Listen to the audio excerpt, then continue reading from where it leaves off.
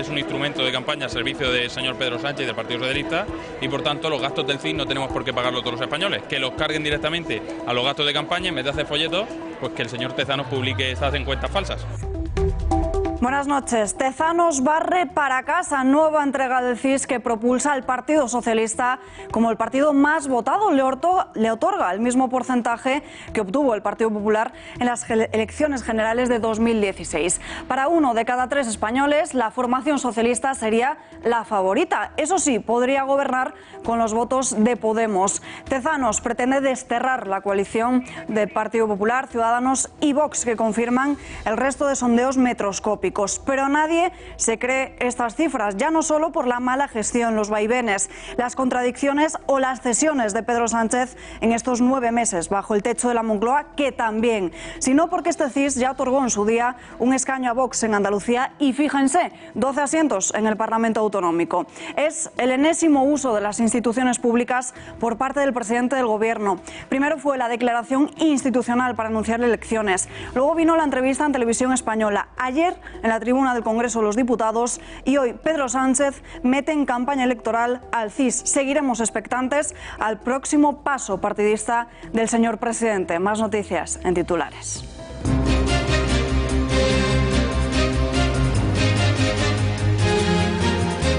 Después de las declaraciones estelares de Mariano Rajoy y Soraya Sáenz de Santamaría, menos expectación en el Tribunal Supremo en la segunda jornada de la fase de testigos. En unos minutos repasamos las declaraciones de Urkullu, Rufián y Zoido. El Lehendakari, por cierto, ha contradicho a Mariano Rajoy. Mantuve la reunión con el presidente del Gobierno español el 19 de julio de ese mismo año, 2017, por un espacio de 2 horas. Se me había solicitado por parte del presidente Puigdemont, se me solicita que intervenga. La televisión española de Rosa María Mateo cuela a Vox en un reportaje con banderas nazis. Hace apenas unos días emitieron un reportaje sobre el auge de la derecha alternativa en Europa. Una velada inclusión que no ha pasado inadvertida. Francisco González, presidente de honor del BBVA, habría ayudado a la financiación del Partido Popular a partir del año 92. Según apuntan varios medios, así se plasma en la extensa documentación recabada por el excomisario Villarejo para la entidad bancaria entre los años 2004 y 2005. Sabotaje al monolito en el que estaba colgado la placa en memoria de Sandra Palo. Ha ocurrido en el municipio madrileño de Getafe. La placa en su memoria ha sido arrancada de donde estaba colocada y posteriormente tirada a un cubo de basura cercano. El gobierno en funciones de Pedro Sánchez ha reconocido que el adelanto electoral impedirá desarrollar la contrarreforma laboral defendida por los socialistas. Un plan que destruiría más de 300.000 empleos. ¿Quieren saber todos los detalles? Estén pendientes, se lo contamos todo en la pizarra económica de Diego Sánchez de la Cruz. En página internacional, fracasa la cumbre entre Donald Trump y Kim Jong-un, en un encuentro centrado en la desnuclearización de Corea del Norte, pero que finalmente no se ha firmado ninguna declaración. Este jueves, el presidente estadounidense y el líder norcoreano ponen fin a los avances. They wanted the sanctions lifted in their entirety, and we couldn't do that.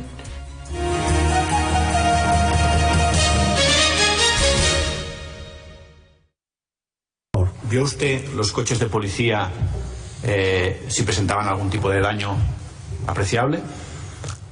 La verdad es que los únicos coches devastados que he visto es la manifestación de los taxistas en la Castellana. ¿Tuvo conocimiento, sí o no? ¿Se contesta con monosílabo? No, es una fake news como que el castellano está perseguido en Cataluña. Como es habitual, tono burlesco de Gabriel Rufián. El republicano ha vuelto a recurrir a los clásicos. Niega la violencia, también la rebelión y críticas a Vox. Ayer Rajoy negaba la figura del mediador y hoy Íñigo Urkullu da una vuelta de 180 grados a la versión del expresidente del gobierno. El Lehendakari se ha sentado en el banquillo de los testigos antes de que lo hiciesen otros como Rufián o Ada Colau. Mañana en el Supremo, en la que se han vuelto a dar las malas formas, las críticas al proceso judicial y también a la acusación popular. Segundo día de declaraciones de testigos en el Tribunal Supremo. El primero de hoy ha sido el lehendakari vasco Íñigo Urkullu. Ha reconocido que hizo de mediador entre el gobierno central y el de la Generalitat. Mantuve la reunión con el presidente del Gobierno español el 19 de julio de ese mismo año, 2017, por un espacio de 2 horas. Se me había solicitado por parte del presidente Puigdemont, se me solicita que intervenga. Que mantuvo varios contactos con Rajoy y con Puigdemont y que trató de evitar esa declaración unilateral de independencia y de que no se aplicara el 155. ¿Cuál sería la disposición del presidente del Gobierno español, que no era muy dado a la aplicación del artículo 155 realmente? Siguiendo la fase de testigos, le ha llegado el turno a Gabriel Rufián, como es habitual, con tono duro, sarcástico e irónico. Preguntado por si hubo rebelión... Me chirría muchísimo que se dijera que aquello era una rebelión o un tumulto peligroso, porque yo fui a comer, yo fui a merendar. Y creo que una revolución, pues a merendar va poca gente, ¿no? Al diputado de Esquerra Republicana, el juez Marchena, le ha llamado la atención en varias ocasiones. No me interrumpa, muchísimas cosas. Pero usted no ha venido aquí a decir muchísimas cosas ni a dar su opinión sobre lo que significó ese acto. Con quien no ha podido evitar la tensión ha sido con la abogada del Estado. La verdad es que no tengo ni pajolera idea de qué me está diciendo. Nosotros lo que intentamos es que la gente votara. Ha contestado a Vox, pero les ha dicho lo que piensa. Reiterando con muchísimo respeto al tribunal que me parece una vergüenza que ustedes estén aquí como partido xenófobo, racista. Escuchamos la palabra palear por primera vez. Y a partir de las 8 a las 9 vi imágenes que nos perseguirán a todos los demócratas de Policía Nacional y Guardia Civil apaleando a señoras mayores frente a colegios electorales.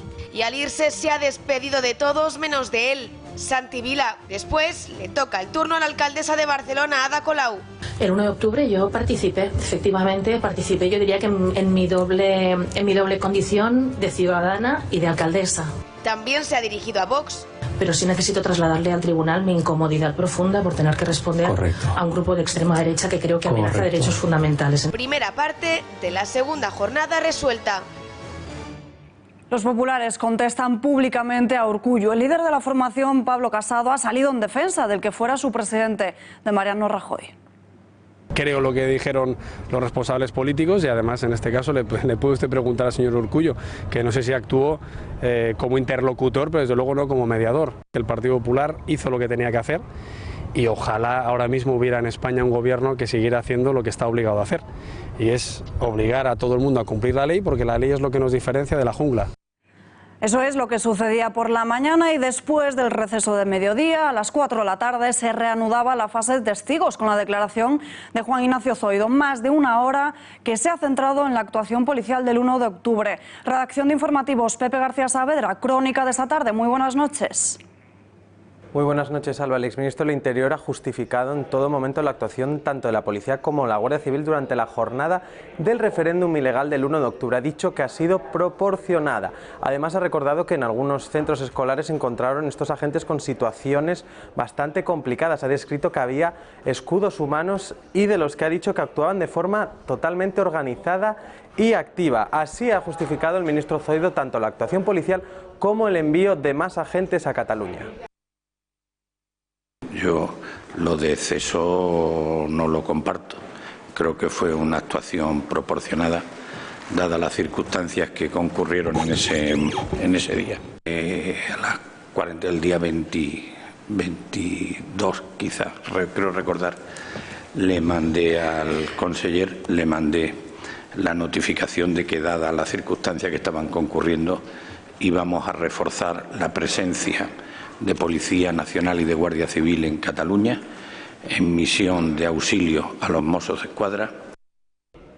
Y si ayer veíamos al expresidente del Gobierno, Mariano Rajoy, descargar responsabilidades en su número 2, Soraya Sáenz de Santamaría, y esta a su vez hacerlo en Juan Ignacio Zoido, hoy ha sido el turno del exministro y ha señalado como responsables de los operativos policiales tanto al secretario de Estado de Seguridad, José Antonio Nieto, como al coronel Diego Pérez de los Cobos. Eso sí, se ha limitado a decir que las órdenes de intervención como de cese de actividad la decidían los operativos. Vean. No se trataba, insisto, yo no di la orden de qué tenían que hacer ni cómo lo tenían que hacer. Bien, pues entonces, ya para ir concluyendo, el señor Zoido, ¿quién la dio?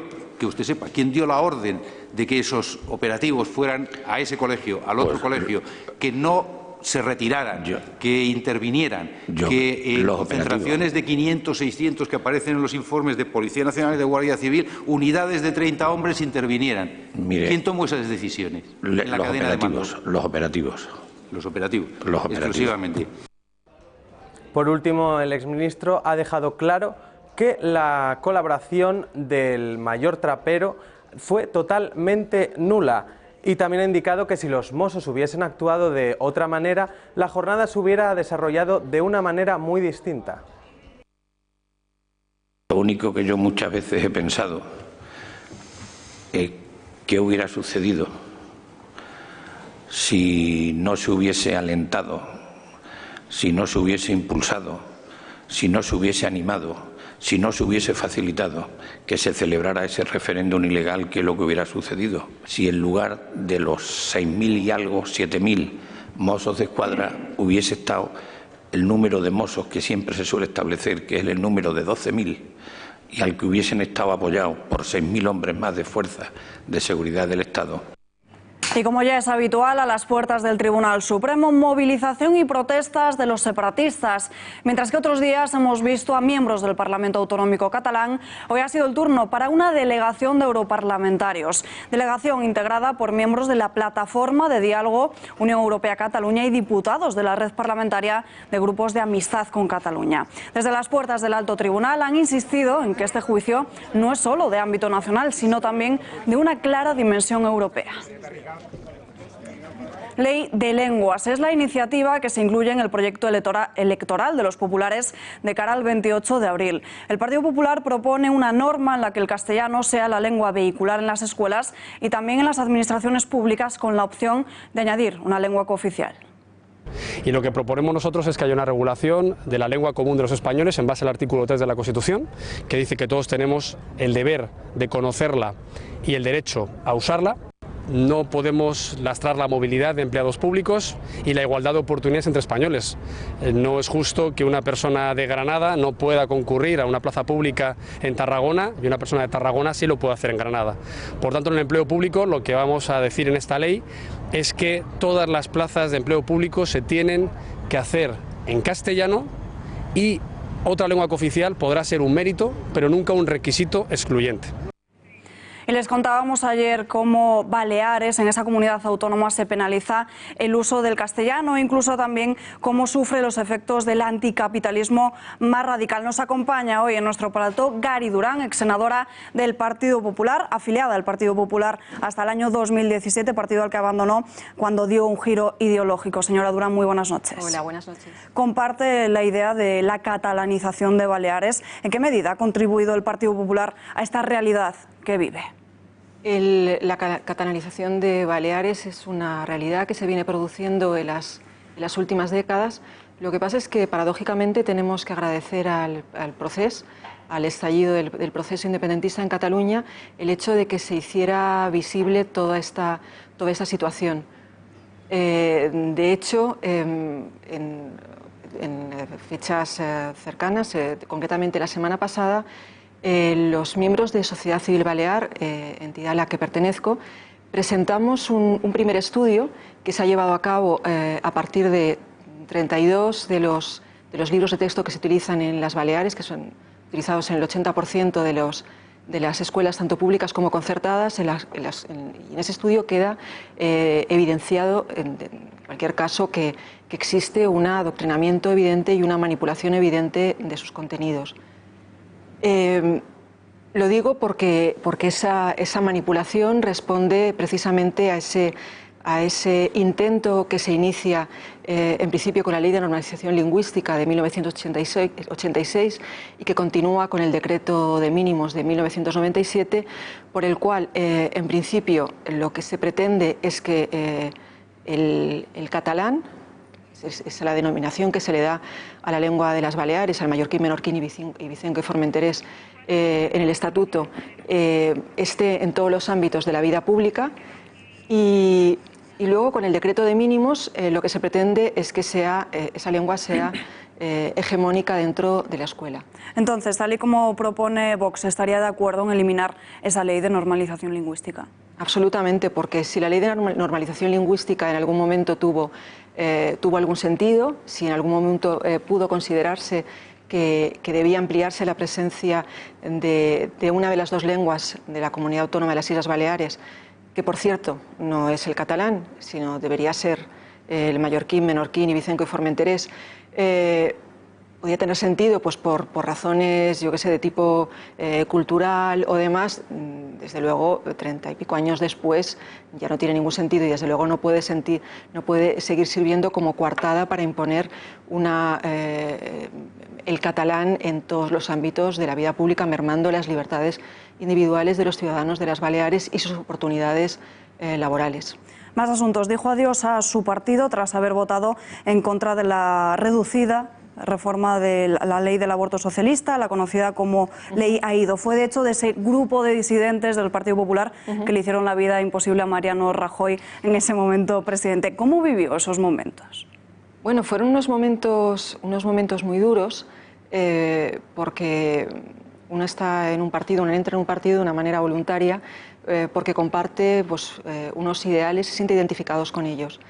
Y si bien es cierto que podía no compartir en un momento dado la posición del partido con respecto a la cuestión de la lengua, pues bueno, dentro del propio partido pudimos trabajar para que esa situación pudiera revertirse. En el caso del aborto, lo cierto es que empezamos la legislatura con una promesa que se había hecho a los electores, que era la derogación de la ley Aído, y acabamos la legislatura, porque además esa votación se produce en los meses finales de la legislatura, incumpliendo flagrantemente esa promesa. Y previamente se había retirado la ley Gallardón, que era una ley que, pese a haber sido muy denostada en los medios de comunicación y desde luego en la Cámara, era una ley que creo yo que era profundamente moderna, porque por primera vez, en lugar de limitarse a despenalizar, lo que hacía era poner encima de la mesa el que existían dos derechos, el derecho de la madre y el derecho del no nacido. Y eso era inaudito en la legislación de cualquier país del mundo.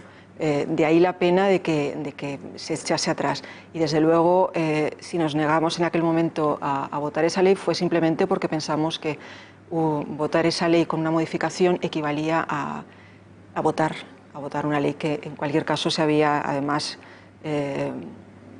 recurrido ante el Constitucional y no podíamos más que vivirlo con bastante dolor.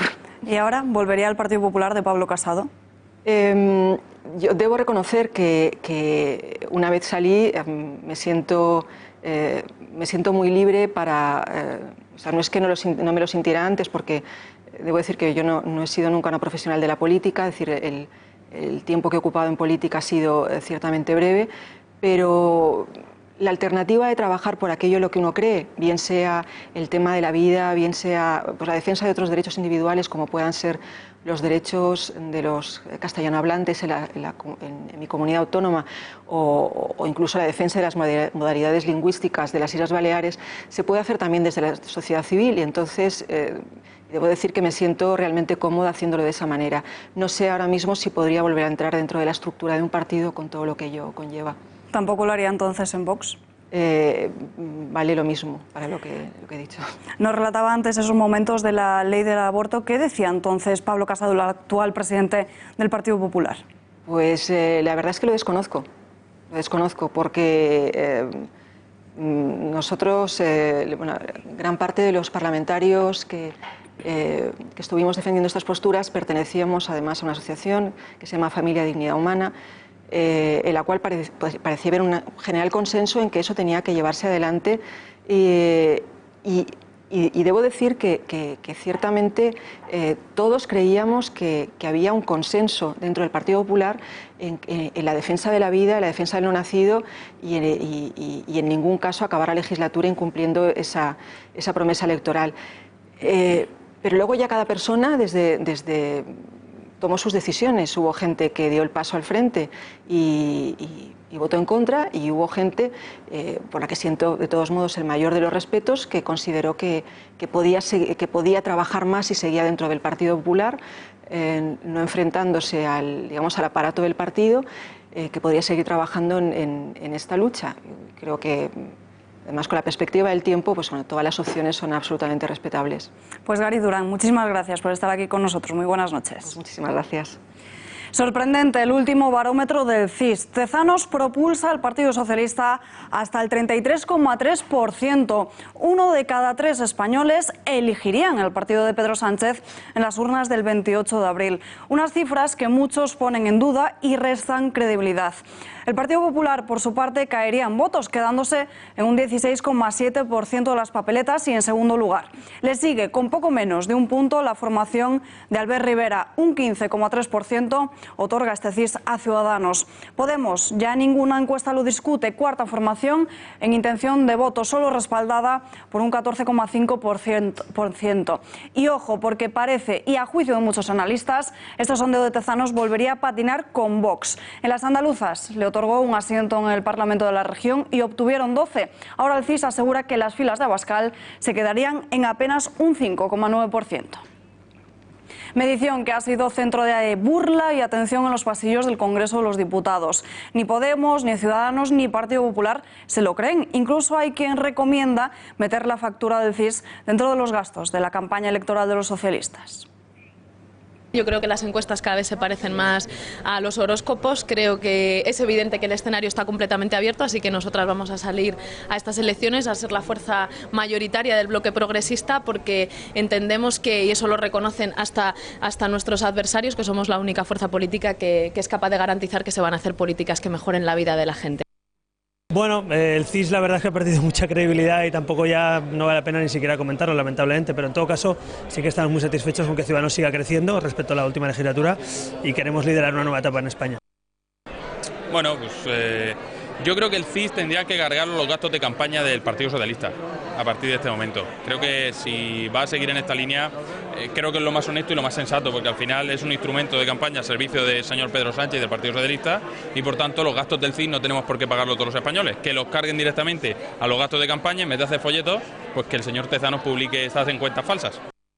Ciudadanos hace de ojeador. La formación de Albert Rivera sigue la pista de miembros que hayan militado en otros partidos, como el Partido Popular o el Partido Socialista. Desde hace un mes, como apuntan varios medios, el líder de las filas naranjas estaría manteniendo conversaciones con el expresidente de Baleares, con José Ramón Bauzá. Este dejó el PP hace un mes. Otro de los fichajes del socialismo la exministra de Vivienda, con José Luis Rodríguez Zapatero, la extremeña María Antonia Trujillo. Manuel Valls, por su parte, ya ha anunciado que se suma a su lista en Barcelona el que fue ministro socialista de Trabajo, Celestino Corbacho, de número 3. Conversaciones e intenciones que el propio Albert Rivera ya ha confirmado públicamente. A mí me verán más compartiendo valores con el señor Corbacho que con el señor Iceta, porque yo no quiero referéndum de independencia como el señor Corbacho, porque yo no quiero indultos como el señor Iceta. Creo que es mucho más parecido lo que dice el señor Corbacho, la señora Arrimadas o yo, que lo que dice el señor Iceta o el señor Sánchez. Se están yendo los constitucionalistas del PSOE, porque el PSOE ha decidido pactar con los separatistas. Es verdad que ha habido conversaciones de nuestro secretario general con el señor Bauzá a raíz de su salida del Partido Popular, y ya les digo, yo como presidente de Ciudadanos y como candidato estaré encantado de abrir los brazos de ese gran centro político liberal, constitucionalista, que creo que es lo que necesita este país.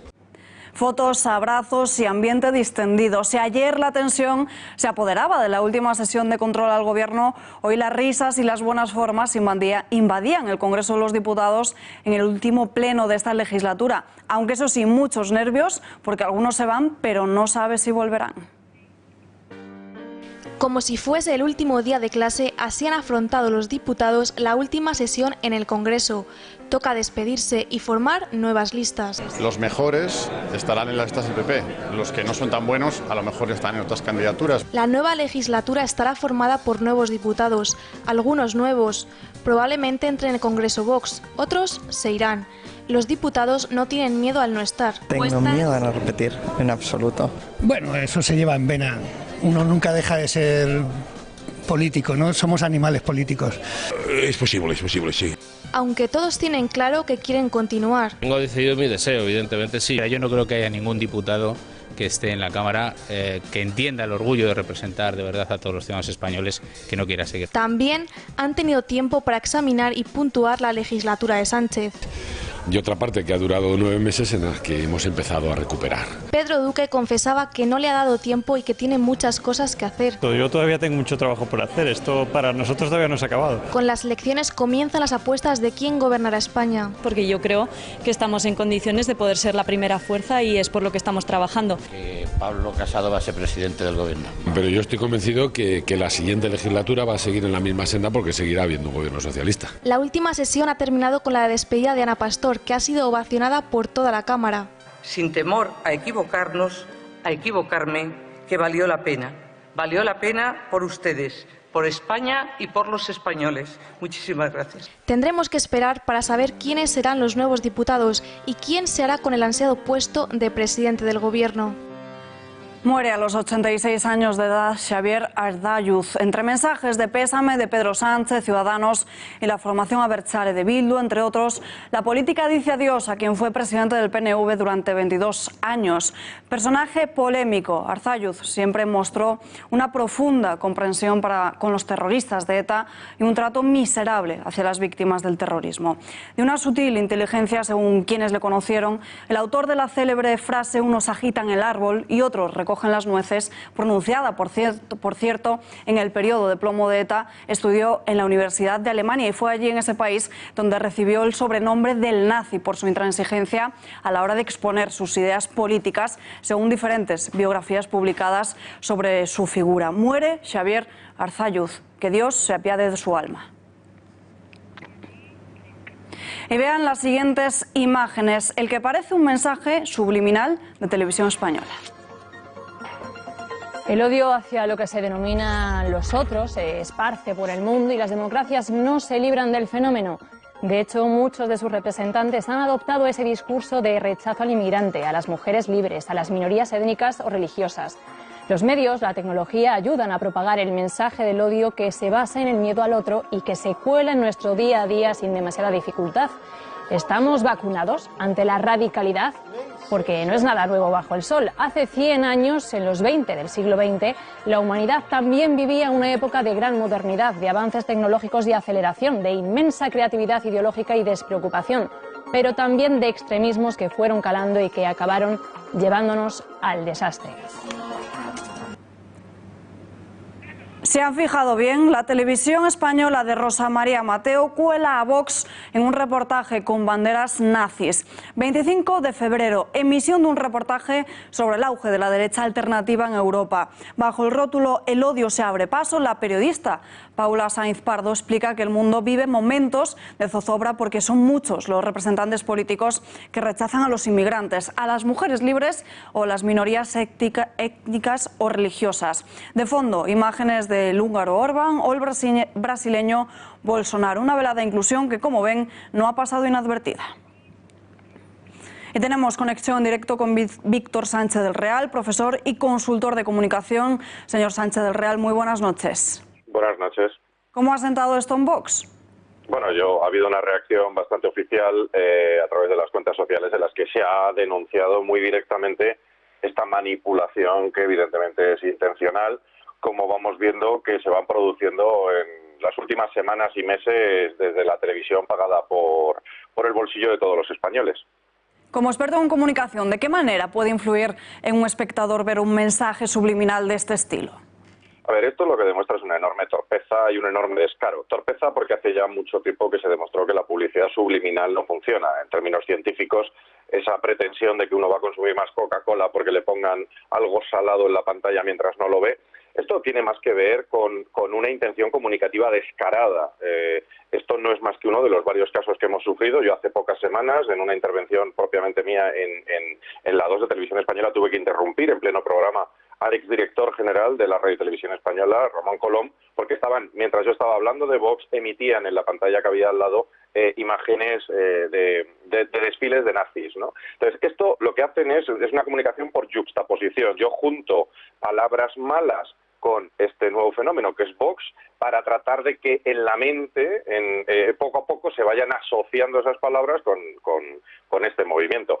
Es muy burdo, es muy torpe, parte de una comunicación de mediados del siglo pasado, y la gente del siglo XXI pues es bastante más inteligente y además lo cazan al vuelo. Con lo cual yo creo que estos torpes golpes de manipulación al final se vuelven contra aquellos que los hacen. Pero si además los hacen un medio de comunicación pagado por todos los españoles de los fondos y arcas públicas, se deberían exigir responsabilidades a su actual presidenta, Rosa María Mateo. Habla de torpeza. Nosotros hemos llamado a Televisión Española, pero de momento no hay versión oficial. ¿Creen que ha sido un accidente o algo intencionado? Voy a dar un dato muy específico. Las imágenes que aparecen se corresponden a un documental producido en la República Democrática Alemana en los años 80. Es decir, la probabilidad de que alguien tenga en su cajón o en su disco duro para hacer un montaje, qué casualidad, un reportaje antifascista, autodeclarado antifascista, de la República República Democrática Alemana, comunista, de los años 80, difícil de encontrar, difícil de localizar y que vincula Vox y Hitler, mire, vamos a ver, no somos tontos, esto evidentemente alguien ha ido a buscarlo. Es más, basta con buscar en cualquier base de datos de imágenes profesional, cuando uno busca Hitler y Vox, curiosamente aparece este reportaje como uno de los resultados al estar en la transcripción ambos términos. Muchísimas gracias por atender nuestra llamada. Muy buenas noches. Buenas noches, un saludo. Seguimos analizando este asunto y ahora hablamos de ello con José Carlos Velasco, abogado de Fuster Fabra. Abogado, señor Velasco, muy buenas noches. Hola, buenas noches. Que se incluya un mensaje subliminal con las letras de Vox puede ser constitutivo de un delito. Bueno, en principio, si es un mensaje subliminal, es decir, sale una serie de imágenes, pero no mencionan expresamente a Vox, entendemos que un mensaje subliminal no debería de ser tipificado como un delito de odio en principio. Lo que sí que es cierto es que cabe la posibilidad de que, a pesar de que no sea un delito, el partido político Vox, dirigido por don Santiago Abascal, emprenda algún tipo de acción extrajudicial solicitando las disculpas o la rectificación por, de alguna forma, manchar la imagen de su representación, de su partido político, ¿no? ¿Se vería agravado por ser una televisión pública financiada con dinero público? Hombre, entiendo que la televisión pública debería ser lo más imparcial posible, porque para eso lo pagamos todos los españoles, y no favorecer ni perjudicar a ninguna formación política. Por tanto, si esta imagen o este mensaje ha empañado pues propiamente al partido político Vox, pues desde luego cabría una rectificación o una disculpa, evidentemente. Señor Velasco, gracias y muy buenas noches. Muchas gracias, buenas noches. Actualidad y novedades en torno al excomisario José Manuel Villarejo nos lo cuenta el periodista Xavier Orcajo. Xavier, muy buenas noches. Buenas noches, Alba. Bueno, cada día que pasa más informaciones. Cada día que pasa, más lío en torno al excomisario Villarejo, y más se cierra el círculo de la sospecha en torno a Francisco González, que explica el diario El Economista, que ese es el autor de la nueva aportación. Pues explica que ya desde el año 1992 Francisco González, a través de la sociedad que era de su propiedad y luego fue muy polémica, FG Valores, enviaba dinero por sugerencia, al parecer, según las notas. Todo esto son notas de Villarejo en sus oficinas, en sus negocios, archivos que tiene ahí. Pues enviaba dinero al Partido Popular a través o por consejo de Manuel Pizarro, del que luego fuera presidente de Endesa. Y también le enviaba dinero a Rodrigo Rato, a una cuenta que tenía Rodrigo Rato que corresponde al nombre Muinmo. Bueno, lo que dice Villarejo es que el cerebro de toda esta operación de envío de fondos al Partido Popular es el propio Francisco González, que él diseña cómo, qué sociedades, en qué países, con qué bancos, todo eso en paraísos fiscales, para no dejar huella de todo esto. Y al final, ese dinero se supone que llegó. Sabemos, porque así nos fue revelado por el propio Francisco González en una entrevista en el diario El País hace ya un tiempo, que él fue presentado a Aznar como pues, uno de los elementos de esa política privatizadora que caracterizó al gobierno de Aznar unos años después de todo eso que hemos estado contando, junto a Manuel Pizarro, que era el introductor, y a César Alierta, que iba como él a conocer al presidente, al que iba a ser presidente Aznar. Luego Aznar les confió a Francisco González Argentaria, la presidencia de Argentaria, a César Alierta la presidencia de Tabacalera y un tiempo después a Manuel Pizarro la presidencia de Endesa. Todo esto queda un poco ahora desdorado por el conocimiento de que era un financiador del PP. Veremos en qué se termina sustanciando, pero si van apareciendo más y más noticias, cada vez le va a ser más difícil al BBVA mantener a Francisco González como presidente de honor y mantenerle como presidente de la Fundación. Eso parece. Xavier, gracias y muy buenas noches. Impuestos sobre las estancias turísticas, sobre las bebidas azucaradas, sobre los premios del bingo. Los tributos propios se han convertido en una jungla inexplorable y cada vez son más las comunidades que se suman a la creatividad para seguir haciendo caja. Cataluña es quien lidera el ranking, siendo la comunidad con más impuestos propios y también la que más castiga a las rentas bajas. Tienen 18 tributos propios con los que ingresa, atención, 610 millones de euros. El mundo de los impuestos se ha convertido en la historia de nunca acabar, porque ahora se abre un nuevo capítulo. Presten mucha atención, porque los tributos propios se han convertido en la guinda del pastel de la maraña tributaria de las comunidades autónomas.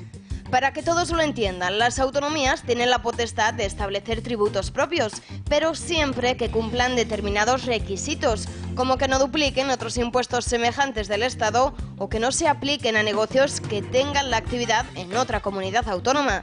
Pero como Hacienda ya tiene grabado casi todo, a las autonomías no les queda más remedio que echar imaginación si quieren seguir haciendo caja.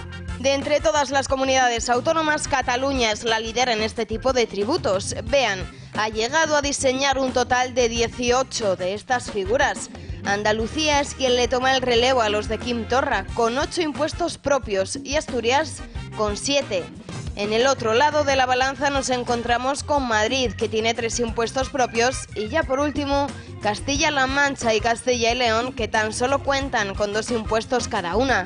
Vaya, no hay duda que Cataluña no tiene límites en esto de crear impuestos propios. Entre estas 18 figuras que decíamos ya tienen aprobadas, están algunas que tienen que ver con el impuesto del agua, el gravamen de protección civil, impuestos sobre grandes establecimientos comerciales, también el impuesto sobre la emisión de óxidos de nitrógeno producidos por la aviación comercial, el gravamen sobre la emisión de gases y partículas por la industria, un tributo sobre las viviendas vacías y también el impuesto sobre las bebidas azucaradas envasadas. Y no salimos de Cataluña, porque van a verlo en este gráfico.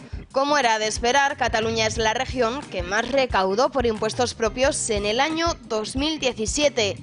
Llegó, atención, hasta los 610 millones de euros. Le siguen, aunque ya con bastante distancia, Canarias, que es la segunda en el podio, debido a que entre sus tributos propios se incluyen también los impuestos sobre las labores del tabaco. También nos llama especialmente la atención que la Comunidad Valenciana tampoco se queda lejos de estas cifras, porque en ese mismo año, en 2017, llegaron hasta casi los 297 millones de euros recaudados por la creación de estos impuestos. Y ya por último, Madrid, que tan solo recauda unos 5 millones. Ya lo ven, la creatividad de las autonomías para intentar llenar sus arcas no tiene límites. Seguimos hablando de economía y lo hacemos ahora en la pizarra de Diego Sánchez de la Cruz. Diego, muy buenas noches. Muy buenas noches, ¿qué tal? Comenzamos por la contrarreforma laboral de Pedro Sánchez. Miles y miles de puestos en riesgo. ¿En qué consiste exactamente? Ponnos un poco en situación. Bueno, se acaba de empezar a comentar que efectivamente la legislación laboral española podría cambiar y podría cambiar además de forma muy significativa a partir de mañana, porque mañana en ese Consejo de Ministros, que normalmente en el caso de un gobierno en funciones sería más o menos un trámite, se esperan muchos gestos por parte del gobierno, aparte de los votantes que el PSOE quiere recuperar de Podemos. Y una de las vías para lograrlo es la contrarreforma laboral, que lo que intenta es tirar para atrás algunos de los aspectos de la reforma laboral de 2012. Les vamos a contar lo más interesante de esta norma, al menos lo que más preocupa a los analistas, y es la modificación del artículo 42 del Estatuto de los Trabajadores. ¿Qué significa esto? Pues que si se produce esa derogación, se equipararían los sueldos de los trabajadores subcontratados con el resto de trabajadores de las empresas. Por ejemplo, imaginen que estamos hablando de una empresa del textil y que esa empresa de textil tiene contratados una serie de trabajadores de seguridad a través de una empresa de seguridad. Si por convenio colectivo subiesen los salarios de los trabajadores de plantilla, tendría que subir en el mismo nivel el sueldo de los trabajadores que están subcontratados y que prestan el servicio de seguridad. ¿Qué efecto tiene esto para la economía española? Bueno, cuando echamos un vistazo es que nos encontramos que para esos servicios que están subcontratados, que son muchos, hay más de 100 profesiones, desde telefonía hasta seguridad, como decíamos antes, servicios de limpieza, es decir, muchas ramas de actividad, el aumento de costes salariales ahí sería del 40%, es decir, una cifra muy fuerte que además sería de la noche a la mañana. Si esto le tenemos en cuenta además que el salario mínimo ha subido un 22%, pues se puede ver cómo se está empezando a desmontar la reforma laboral con distintas reglas. Bueno, por sectores, el más afectado sería la industria, donde el encarecimiento sería de un 60%. Por ejemplo, una fábrica tiene subcontratado el servicio de transporte de materiales, pues pagaría un 60% más para tener ese abastecimiento. Y en los grandes almacenes que visitamos todos, pues también ahí se darían esos encarecimientos. ¿En qué? En los proveedores, en el transporte, en el abastecimiento de proveedores, en los sueldos de seguridad, etcétera. Bueno, en peligro 350.000 empleos, que no es una cifra menor, sobre todo porque, como digo, además ya la subida del salario mínimo está destruyendo puestos de trabajo. Y lo más importante, lo más significativo, si se aprueba esto, como se pierde tanto empleo, esto tiene un coste fiscal, porque hay que pagar subsidios de paro y hay que pagar, y además hay menos recaudación porque hay menos gente trabajando, es decir, se perderían 4.500 millones de euros en el caso de que se desarrollase todo esto, y el agujero fiscal que tanto hemos estado comentando se duplicaría, porque ahora mismo ya llega a ese nivel, 5.000 millones, la brecha de recaudación que no se va a conseguir. Y si le añadimos otros 5.000, pues lo estamos duplicando de la noche a la mañana. Otro asunto, Diego. El déficit en las pensiones alcanza cifras históricas. Efectivamente. Bueno, llevamos tiempo con ganas de contarles a ustedes este informe que, por llamarlo de algún modo, le vamos a llamar el Día de la Deuda. Verán, ¿cómo miden ustedes sus ingresos en casa? Yo me imagino que comparan cuánto reciben en la caja y cuánto gastan mes a mes. El caso es que con las pensiones normalmente los políticos lo que hacen es medir el déficit contra el PIB. Y esto realmente no nos dice nada, porque el PIB puede crecer mucho o poco, pero lo que importa es lo que pasa con la caja del sistema, es decir, cuántos ingresos tiene la Seguridad Social y cuántos gastos tiene la Seguridad Social, porque al final, si el PIB crece mucho o poco, hombre, puede ayudar efectivamente que haya más crecimiento, más recaudación, etcétera, pero lo que importa es la caja, los ingresos y los gastos. Y como vemos aquí, España es el país que más agujero tiene en su caja de las pensiones. De hecho, la mayoría de los países cubren con un saldo positivo sus ingresos de la Seguridad Social. Tomemos, por ejemplo, el caso de Portugal. Con los ingresos que tiene la Seguridad Social desde el 1 de enero hasta el 31 de diciembre, se cubre el gasto de la Seguridad Social para todo el año, es decir, hay superávit, y además se financian 35 días de gasto del año siguiente. Por lo tanto, no solo no hay números rojos, sino que las cifras son bastante positivas. Si viajamos, por ejemplo, a Dinamarca, vemos un equilibrio. Es decir, los gastos del sistema son iguales a los ingresos del sistema. Sin embargo, en España nos quedamos cortos por 37 días. Es decir, las pensiones desde en torno al 20 de noviembre hasta final de año se están pagando con deuda. Y eso es lo que nos está generando un agujero muy importante que, como podíamos ver ahí, es algo único en toda la Unión Europea, porque esto no se da en ningún otro país. Prácticamente solo somos el único país que tiene un déficit en su seguridad social en términos de caja.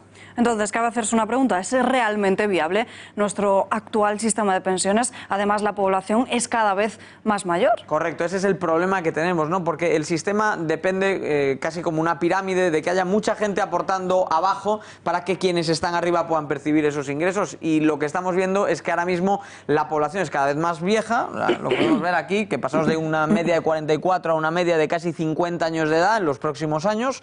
Ese envejecimiento además tiene otra consecuencia que vamos a ver a continuación en pantalla, y es que los ingresos del sistema, aunque siguen creciendo, no son suficientes para cubrir los gastos. Aquí tenemos los gastos y aquí tenemos los ingresos, lo hemos rotulado mal, pero quédense con que estos son los ingresos y estos son los gastos y estos son los ingresos. Es decir, desde el año 2010 ya hemos invertido la lógica económica que diría que hay que ingresar al menos tanto como se gasta o incluso más. Y lo que estamos es en un escenario de déficit que todos los años, a fecha 31 de diciembre, está suponiendo 20.000 millones de euros más a la espalda de los españoles en forma de deuda pública. Entonces, la respuesta a esta pregunta, no, efectivamente. Efectivamente, con este sistema, con este modelo, con esta situación y con esta economía en España, no nos podemos permitir que las pensiones sigan así mucho más tiempo. La pregunta es qué soluciones se le va a dar a todo esto después de las elecciones del próximo mes de abril. Veremos qué sucede. Diego, gracias y muy buenas noches. Más que vandalismo en Getafe, sabotaje al monolito en el que estaba colgado la placa en memoria de Sandra Palo. Ha ocurrido en el Parque de Castilla y La Mancha, en el municipio madrileño de Getafe.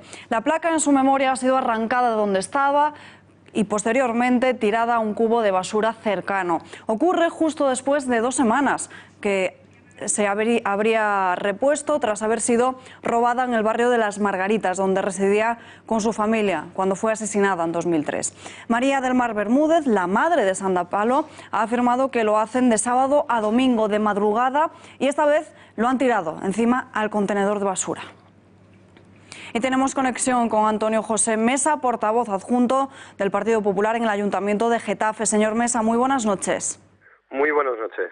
¿Cómo es posible que se produzcan estos actos? ¿Por qué, además, en tantas ocasiones? Pues la verdad es que a nosotros tampoco nos entra en la cabeza. Nos produce totalmente una repugnancia tremenda y un rechazo absoluto. Es verdad que aunque en Getafe los últimos datos así lo atestiguan, ha subido la inseguridad y faltan policías vacantes en el cuerpo de la policía local que no se cubren, pero aún así para nosotros es inexplicable que todavía haya gente que haga daño, más daño todavía posible a esta familia que ya ha sufrido tanto y que desde luego haciendo este tipo de agravios y de tropelías no solamente se meten con la familia de Sandra Palo, sino con todo el pueblo de Getafe. ¿Han tomado algún tipo de medida? Bueno, la medida que ha tomado el consistorio es reponer la placa y así debe ser. Yo creo que estos vándalos no pueden salirse con la suya y ante este tipo de tropelías toda la acción de la justicia y del peso de la ley.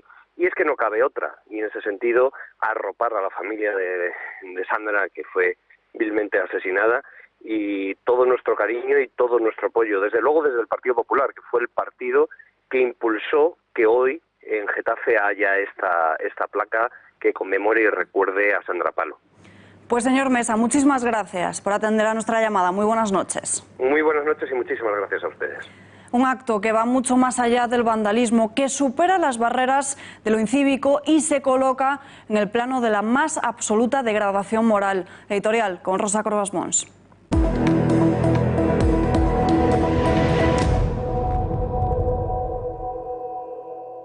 No sabemos qué lleva a una persona a profanar tumbas, a reírse del dolor ajeno o a, como en este caso, robar esta placa tan insignificante materialmente, pero con tantísimo valor emocional para muchos, no solo para la familia de Sandra Palo.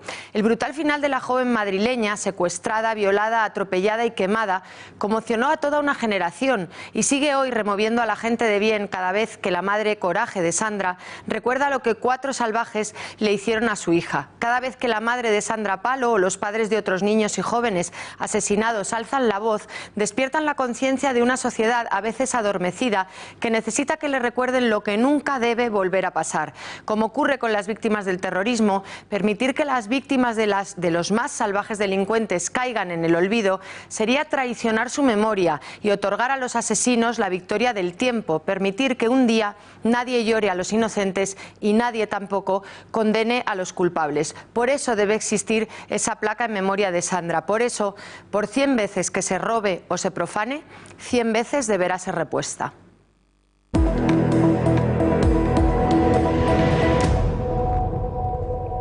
Singapur sirvió para acercar las posturas de lo que ahora Vietnam parece romper, cumbre fallida entre Donald Trump y Kim Jong-un y sin firma de la declaración conjunta. La cumbre Estados Unidos-Corea del Norte por la desnuclearización en Hanoi, Vietnam, ha concluido sin que se alcance acuerdo alguno.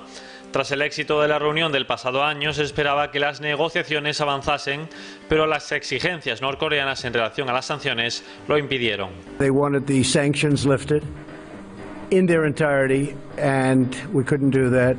Unas sanciones que Estados Unidos y las Naciones Unidas han impuesto a Corea del Norte por las innumerables pruebas balísticas y nucleares llevadas a cabo. Sin embargo, el norcoreano aseguró que está comprometido.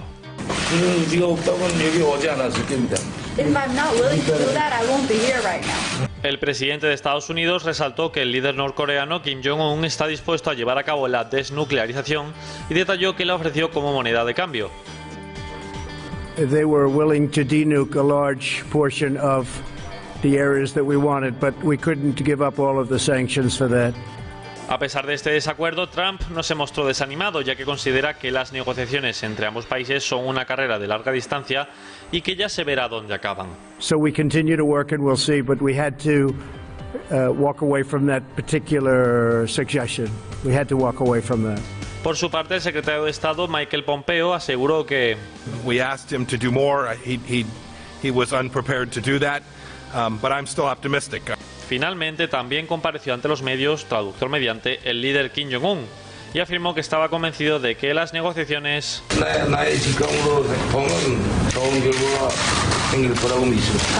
what I feel right now, I do have a feeling that good results would come out. Es sabida la indecisión del gobierno con respecto a Venezuela sobre no respaldar firmemente a Juan Guaidó y condenar el régimen chavista. Escuchen cómo se refiere Josep Borrell, el ministro de Exteriores del gobierno, cómo se refiere al gobierno del presidente legítimo de Guaidó. Es un problema que tendremos que abordar de una forma un tanto creativa, porque nosotros tenemos también que tener en cuenta el derecho internacional, la Convención de Viena y todo lo que regula las relaciones entre Estados, ¿no? Vamos a conversar con el representante del señor Guaidó, pero no podemos ignorar la realidad que hay en el terreno y vamos a actuar siempre en el marco de un consenso europeo. Ayer les contábamos que la playa de La Concha es la mejor de Europa. Parece que nuestras costas son observadas por muchos y con buenos ojos. Disney se fija ahora en Málaga para la grabación de una nueva versión de La Sirenita, en carne y hueso. Para el rodaje del clásico se han fijado en diversas localizaciones de la ciudad de Málaga y, como les estamos contando, parece que podremos ver a Ariel y a su cangrejo Sebastián veranear en la Costa del Sol. Arte en el universo. La atmósfera de Júpiter recrea una obra de Van Gogh. La NASA ha difundido esta imagen que están viendo y que se asemeja bastante al lienzo posimpresionista de La noche estrellada. Foto con fecha del 12 de febrero y captada por el ojo de la cámara de la sonda espacial. Son nubes que, debido a las condiciones atmosféricas y gaseosas del planeta, giran como un remolino. Y nosotros nos despedimos ya, les dejamos como siempre con el noticiario de 1936 y después El gato al agua. Volvemos mañana, ya lo saben, lo que otros no le cuentan o como otros nos lo cuentan. Buenas noches.